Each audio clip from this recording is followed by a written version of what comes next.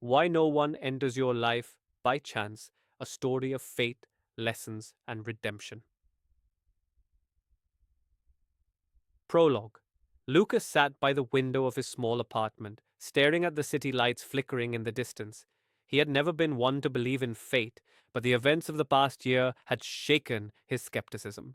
People had entered his life at the most unexpected moments, each leaving behind an imprint, some painful, some beautiful, but none meaningless. Had it all been chance, or was there something more at play? The stranger at the cafe. It all began on a rainy afternoon. Lucas was sitting at a corner table of his favorite cafe, absorbed in his work. The sound of raindrops tapping against the window was soothing, blending with the soft hum of conversation around him. Then a woman walked in. She was drenched, her dark hair clinging to her face. She scanned the cafe for an empty seat, and finding none, her eyes landed on Lucas. "Mind if I sit here?" she asked, her voice warm despite her shivering body. Lucas hesitated but nodded. "Sure." As she settled into the seat across from him, she sighed in relief. "Thank you. I didn't expect the rain to come down this hard." Lucas offered a small smile but said nothing. He wasn't one for small talk, but the woman, whose name was Emma, had a way of drawing people in. She started talking about the weather, then about books, then about the strange ways people crossed paths. "You know," she said, stirring her coffee, "I don't believe anyone enters our lives by chance. Every encounter has a purpose, even the briefest ones." Lucas raised an eyebrow. "You really believe that?" "Absolutely," she smiled. "Sometimes people come to teach us something. Sometimes they show us who we really are." Lucas didn't think much of her words then, but later he would realize Emma was right. She had entered his life for a reason. The mentor who changed everything. A few weeks after meeting Emma, Lucas met someone else who would change his life. His boss, Mr. Reynolds, was known for being distant and difficult to impress.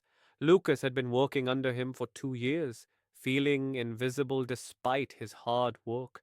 One day, out of nowhere, Mr. Reynolds called him into his office.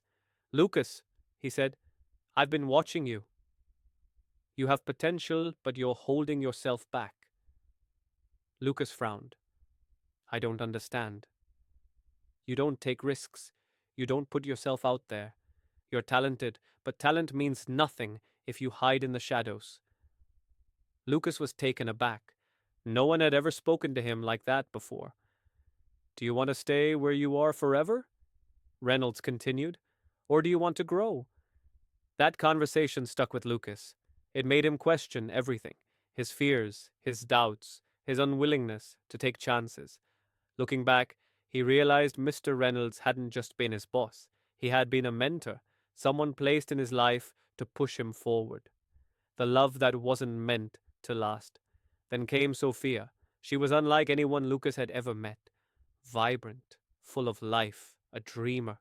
They met at a bookstore, both reaching for the same novel. Their fingers brushed, and she laughed. "Looks like we have similar taste." From that moment, they were inseparable. Lucas fell hard. For the first time in his life, he allowed himself to be vulnerable. He shared his fears, his dreams, his past.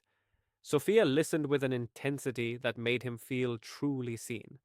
But love is not always meant to last. After a year together, Sophia sat him down one evening, her eyes filled with sorrow. "I love you, Lucas," she whispered, "but I'm leaving." Lucas felt his heart sink. "Leaving? Why?"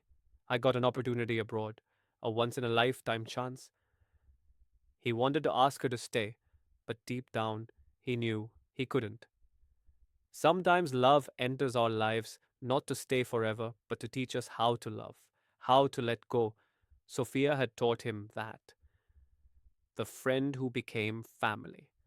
After Sophia left, Lucas spiraled into loneliness. But then Jake came along.